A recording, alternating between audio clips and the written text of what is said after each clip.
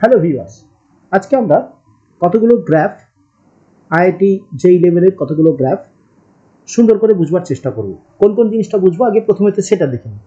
কোনো বল এইচ উচ্চতা থেকে মাটিতে ফেলা হলে মাটির সঙ্গে সংঘাতের পর তা h/2 উচ্চতা উপরে ওঠে। লেখচিত্রটি বস্তুটির সঠিক গতিবেগ এবং উচ্চতা লেখচিত্রটি প্রকাশ করবে। এটা বুঝবো কেমন করে লেখচিত্রটা কিভাবে হয়েছে, খুব সহজ সহজ পদ্ধতিতে। পাশের চিত্রটি দেওয়া আছে ভি এবং x0 অর্থাৎ বেগ এবং দূরত্বের সরণের লেখচিত্র দেখানো হলো। নিচের কোন লেখচিত্রটি ত্বরণ এবং সরণের লেখচিত্রটাকে প্রকাশ করবে। ওকে, এটা বুঝবো। এবং আরেকটা বুঝবো, এখানে দেওয়া আছে একটি চিত্র যেখানে এস এবং টি সরণ এবং সময়ের একটি লেখচিত্র দেওয়া হয়েছে। t0 সময়ের মধ্যে কণাটি কতবার স্থির অবস্থায় আসবে এই লেখটা বুঝবো। এই তিনটে আজকের ক্লাসের তিনটে কনসেপ্ট আমরা বুঝবার চেষ্টা করছি। তো চলো প্রথমে আমরা বুঝে নিই এই লেখটা। চলো, কই বলেছি কোন একটি বল কে এই উচ্চতা থেকে মাটিতে ফেলা হলো। ওকে, এবারে বলা হচ্ছে যে এই মাটির সঙ্গে সংঘাতের পর সেটা h/2 উচ্চতা পর্যন্ত ওঠে। কোন লেখচিত্রটি বস্তুটির সঠিক গতিবেগ উচ্চতা লেখচিত্রকে প্রকাশ করবে। আগে আমরা দেখে নিই, ধরো এখানে একটা বস্তু ছিল, এখানে একটি বস্তু ছিল। এই বস্তুটাকে আমি ছেড়ে দিয়েছি। কোথা থেকে? এই বস্তুটাকে ছেড়ে দেওয়া হয়েছে, উপর থেকে পড়ছে। কত উচ্চতা থেকে পড়ছে? এই উচ্চতা থেকে পড়ছে। ওকে, এই উচ্চতা থেকে যখন প্রথমে নিচের দিকে নামছে এবং পড়বার পর সে আবার এটা ওপরের দিকে উঠেছে। কত উচ্চতা অবধি? এই উচ্চতাটা এদিকে গেছে, গিয়ে কত উচ্চতা উঠেছে? h/2 উচ্চতা উঠেছে। এই কন্ডিশনটা বলে দেওয়া আছে। ওকে, তাহলে এই যে বস্তুটা ওপর থেকে পড়ছে, সেটা ওপরে যখন ছিল এখানে বেগটা কত ছিল? বেগটা 0 ছিল। আস্তে আস্তে ত্বরণ সৃষ্টি হয়েছে, অভিকর্ষ ত্বরণের সমান ত্বরণ নিয়ে এসে চলেছে। এই মুহূর্তে যখন ভূমি স্পর্শ করছিল ঠিক এই পয়েন্টে এসে বেগটা সর্বোচ্চ হয়েছিল। ওকে, নেক্সট সে যখন আবার উপরের দিকে উঠেছে তখন সে উঠেছে এখানে সর্বোচ্চ বেগ, অর্থাৎ আমি যদি এটাকে সি পয়েন্ট ধরি, এটাকে ডি পয়েন্ট ধরি, তাহলে সি পয়েন্টে সর্বোচ্চ বেগ, ডি পয়েন্টে আবার সর্বনিম্ন বেগ। আর এখানে যদি আমরা এ পয়েন্ট ধরি, এ পয়েন্টে বেগ 0, আর এটা যদি বি পয়েন্ট ধরি, বি পয়েন্টে বেগ হচ্ছে গিয়ে সর্বোচ্চ। আমাকে বেগ এবং উচ্চতার লেখচিত্র আঁকতে বলেছে। আগে দেখে নি কি, এই যে সমীকরণটা, একটা বস্তু উপর থেকে ছুড়ে দেওয়া হয়েছে, সেটা নিচের দিকে অভিকর্ষ ত্বরণের সমান ত্বরণ নিয়ে নিচের দিকে নামছে। এক্ষেত্রে কোনো ম্যাথমেটিক্যাল ইকুয়েশন আমরা শিখেছি? হ্যাঁ, শিখেছি। কি? V square is equal to U square plus minus 2gh। আমরা কি গ্রাফ আঁকবো? ভি ভার্সেস এইচ গ্রাফ আঁকবো। ভি ভার্সেস এইচ গ্রাফ আঁকবো। ওকে, ভি ভার্সেস এইচ, অর্থাৎ ভি ভার্সেস এইচ গ্রাফ আঁকলে দেখো এই লেখটাকে যদি আমরা এরকম লিখি, V square is equal to 2gh plus U square, অর্থাৎ ভি ভার্সেস এইচ, এই লেখচিত্রটা, এই যে সমীকরণটা, এই সমীকরণটা V square plus 2gh plus you, এই সমীকরণটা হচ্ছে কি একটা অধিবৃত্তের সমীকরণ। অধিবৃত্ত তার সমীকরণ। অধিবৃত্তের সমীকরণের সমীকরণ কি ছিল? y is equal two ax square plus bx। দেখো এই সমীকরণটাতে ভি স্কোয়ার আর এইচ এদের মধ্যে যখন গ্রাফ, এক্স এবং ওয়াই এর মধ্যে যখন দ্বিঘাত সমীকরণ এবং এক্স একটার ঘাত ডি একটার ঘাত 1, তাহলে সেটা অধিবৃত্তের সমীকরণ। ওকে, চলো এবারে আসছি এই চারটার মধ্যে কোনটা হবে। প্রথমত দেখো, যখন এখান থেকে নিচের দিকে নামছে বেগটাকে আমরা ধরছি নেগেটিভ, ত্বরণ সৃষ্টি হয়েছে নেগেটিভ। ওকে, এবারে যখন আমরা কেন কি হবে, কেন এখানে বসাও, কেন কি V square is equal to U square plus 2gh। Okay, তাহলে V is equal to V square is equal to 0, 2gh হয়েছে। এবারে নিচের দিকে নামছে যখন, তখন তার বেগটা উত্তর উত্তর উত্তর উত্তর বাড়ছে এবং এটা নিচের দিকে নামছে, বেগের অভিমুখটাকে আমি মাইনাস দিয়েছি। ওকে, বেগটা প্রথমত এই বিন্দুতে ছিল একটা বেগ। কি বেগ ছিল স্যার? 0 ছিল। তাহলে এই পয়েন্টটা কত? h। তাহলে এইখানের পয়েন্টটা কি হবে? সাম উচ্চতা h অফ 0, এই পয়েন্ট। ওকে, বেগটা কত ছিল? 0। এবারে বেগটা পরিবর্তন হচ্ছে কিরকম? ভি এবং এইচ এর পরিবর্তন অধিবৃত্তাকার হবে এবং বেগটা আস্তে আস্তে আস্তে আস্তে নেগেটিভ হয়েছে। বেগটাকে আমি নিচের দিকে নামছি যখন নেগেটিভ ধরলাম। ওকে, তাহলে এইখানে প্রাথমিক অবস্থান ছিল এখান থেকে 1 থেকে 2 এলো। কোন পথে এলো? এই পথে। বলো বোঝা গেছে কিনা? প্রথমে এইখানে ছিল তখন বেগ কত? 0, হাইট কত? h। পরে বেগটা বেড়েছে, এইচটা আস্তে আস্তে আস্তে আস্তে কমেছে, এই পয়েন্টে এসে দেখো এইচটা 0 হয়েছে। বেগটা হচ্ছে ভি, এইচটা হচ্ছে 0। ওকে, এরপরে যখন সংঘাত হয়েছে কিছুটা গতিশক্তি হারাচ্ছে, এইবারে সে ওপরের দিকে যাচ্ছে, তাহলে ওপরের দিকের বেগটাকে আমরা প্লাস ধরছি, তাহলে তখন 2 পয়েন্টটা হচ্ছে এইখানে বেগ একটা থাকছে but not equals to V এর সাথে সমান, কিছুটা কম।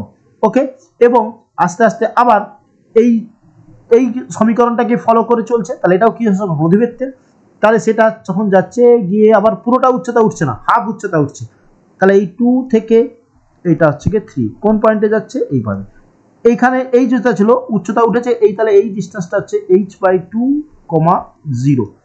তাহলে কোন গ্রাফটা হবে, এই এর গ্রাফটা ঠিক সঠিক। ক্লিয়ার হচ্ছে?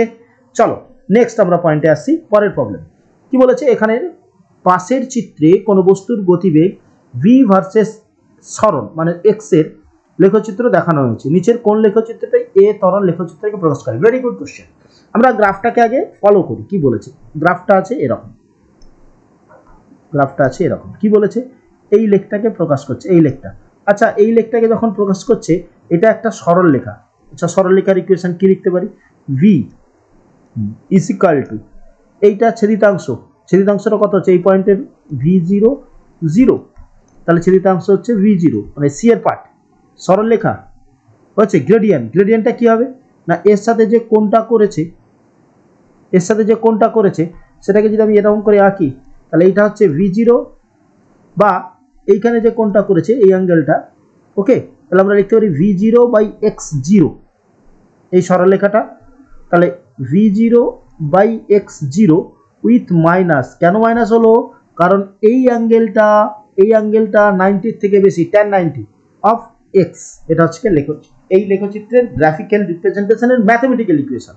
কি করে হলো, এই যে সরলরেখাটা আমরা পেয়েছি সেই সরলরেখাটার ইকুয়েশন কি না y এর ছেদিতাংশ আছে, y বরাবর কি আছে v, ছেদিতাংশ কত পেয়েছি v0, এবারে হচ্ছে কি x y is equal to mx plus c, cটা পেয়েছি v0, mটা কত v0/x0, v0/x0 এই পয়েন্টটাকে দেখো বলে দেওয়া আছে x0 0, তাহলে v0/x0 কিন্তু এর ধনাত্মক এর সাথে কোণ, তার মানে সেটা পজিটিভ নয় নেগেটিভ, তাহলে মাইনাস v0/x0, আর এটা কোণ বরাবর পরিবর্তন হচ্ছে x, এই সমীকরণটার সাথে সমতুল্য হয়েছে। Very good. এবার আমরা করছি না এই সমীকরণটাতে আমরা a ভার্সেস x করব, ঠিক আছে a ভার্সেস x করব, আমরা কি করছি dv/dx করলাম, dv/dx করছি, তাহলে কি হচ্ছে মাইনাস v0/x0 হচ্ছে দেখো, আর এইটা তো ডেরিভেটিভ করলে 1 হয়ে গেল, তাহলে dv/dx কি হচ্ছে v0/x0। আচ্ছা চল এবারে হচ্ছে আমরা ত্বরণ কি জানি, ত্বরণ a সমান জানি dv/dt। আচ্ছা এটাকে এরকম লিখতে পারি কি dx/dt, হ্যাঁ, আর এটা dv/dx, এরকম লিখলাম dx/dt মানে v, আর dx কেটে গেলে dv/dt থাকছে। ওকে, তাহলে এটা কথা হচ্ছে v dv/dx, v dv/dx। ওকে, তাহলে আমরা এখানটাতে যদি v এর ভ্যালুটাকে বসাই আর dvx এর ভ্যালুটা বসাই তাহলে কি দাঁড়াবে দেখি। ওকে, তাহলে a বেরোচ্ছে v মানে বেরিয়েছে minus v0/x0 into x plus v0 এটা, আর dv/dx কি বেরিয়েছে মাইনাস v0/x0 এটা বেরিয়েছে dv, মাল্টিপ্লিকেশন করছি তাহলে কত দাঁড়াচ্ছে এটা প্লাস v0/x0 তার whole square into x minus v0/x0। Okay, পরিবর্তনটা কেমন হচ্ছে দেখাই যায়। এবার আমরা দেখি কি when x is equal to 0, তাহলে a কত বেরোচ্ছে, a বেরোচ্ছে দেখো x is equal to 0 minus v0/x0, আবার x is equal to x0, তাহলে তখন a কত হচ্ছে, x এর জায়গায় x0 বসিয়ে দাও, তাহলে v0/x0² minus into x0 minus v0²/x0, কেটে যাচ্ছে, একটা কেটে গিয়ে থাকছে, হয়ে যাচ্ছে 0। তাহলে কি হলো না, যখন x 0 তখন v0 হচ্ছে নেগেটিভ ভ্যালু, আর যখন x = x0 তখন v0টা 0। দেখো দেখি এর মধ্যে কোন গ্রাফটা এরকম রিপ্রেজেন্ট করছে, দেখো কোনটা কোনটা, দেখো এই গ্রাফটা দেখো, এখানটা কি, এখানটা দেখাচ্ছে এটা বরাবর x ছিল, এই বরাবর a ছিল, এই পয়েন্টটা দাঁড়াবে সাম x0, তখন অ্যাক্সেলারেশনটা 0। যখন xটা 0 দেখো xটা 0 তখন a বেরিয়েছে v0 -v0/x0, দেখো -v0/x0, তাহলে এখানটাতে হচ্ছে গিয়ে মাইনাস, তাই এই গ্রাফটাই হচ্ছে। এবং যে লেখটা পাচ্ছ, যে এর রেখাচিত্রটা পেয়েছিলে দেখো, তাহলে a সমান এটা পেয়েছিলে, এটা দেখো একটা স্ট্রেট লাইন ইকুয়েশন, এটা একটা স্ট্রেট লাইন ইকুয়েশন কিরকম, y = mx + c এর মতন, সিটা নেগেটিভ, ছেদিতাংশ আছে গ্রাফের, এই যে ছেদিতাংশ নেগেটিভ। ওকে, নেক্সট কি বলা হচ্ছে, এই যে পার্টটা এটা পজিটিভ, দেখো ধনাত্মক x অক্ষের সাথে কোণ করে আছে, এটাকে যদি আমি এক্সটেনশন করি তাহলে গ্রেডিয়েন্টটা পজিটিভ, তাহলে এই গ্রাফটাই হচ্ছে, এই গ্রাফটা হলে mটা নেগেটিভ হবে, ঠিক আছে। আর এই দুটো পয়েন্টকে এক্সিমিনেট করছে, তাহলে বি এর অপশনটা ঠিক। ওকে ওকে নেক্সট। ওকে, এবারে পাশের চিত্রে একটি গতিশীল বস্তু সরণ সময় লেখচিত্র দেখানো হলো। t0 সময়ের মধ্যে, মানে এই সময়টার মধ্যে কণাটি কতবার স্থির অবস্থায় আসবে। কি লেখ আছে, আগে লেখটা কি আছে দেখি, সরণ সময় লেখ মানে x versus t graph. x versus t গ্রাফের ক্ষেত্রে যদি এইরকম বক্র হয়, বক্র হয়, তাহলে কি বুঝতে হবে, এটা কিন্তু অসম বেগে চলছে। ওকে, অসম বেগে চলছে মানে বেগটা বাড়ছে কমছে। ওকে, তাহলে একটা সরণ সময় লেখচিত্রে, এটা একটা সরণ সময় লেখচিত্রে, এটা ধরো লেখ, এটা ধরো লেখচিত্র, এই লেখচিত্রের নতি, এই নতিটা ট্যান থিটা কি নির্দেশ করে, তার বেগকে নির্দেশ করে, ট্যান থিটা বেগকে নির্দেশ করে। ওকে, এবারে বক্ররেখার ক্ষেত্রে আমরা যদি বক্র হয় তাহলে আমরা কিভাবে করব না, সেই বিন্দুতে যে বিন্দুতে বেগ নির্ণয় করতে চাবো সেই বিন্দুতে আমি এখানে ট্যানজেন্ট আনবো, এরকম ট্যানজেন্ট হবে। ওকে, তাহলে ট্যানজেন্টটার যে প্রবণতাটা হবে সেটাই হবে যে তার বেগকে নির্দেশ করবে। ক্লিয়ার?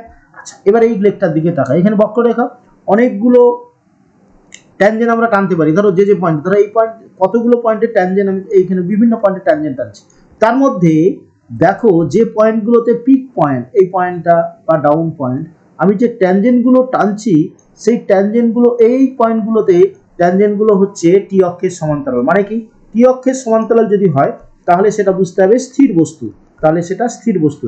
সময় সরল লেখচিত্রে টি অক্ষের সমান্তরাল সরলরেখা সরণ সময় লেখচিত্র টি অক্ষের সমান্তরাল বা টি অক্ষ বরাবর লেখটাকে হবে স্থির বস্তুকে নির্দেশ করে। তাহলে এখানে যতগুলো ট্যানজেন্ট, 1 2 3 4 5 6, এতগুলো t0 পর্যন্ত 6বার টি অক্ষের সমান্তরাল হচ্ছে, তাহলে বস্তুটা কতবার স্থির অবস্থায় আসবে, 6বার স্থির অবস্থায় আসবে। ক্লিয়ার? Okay, thank you.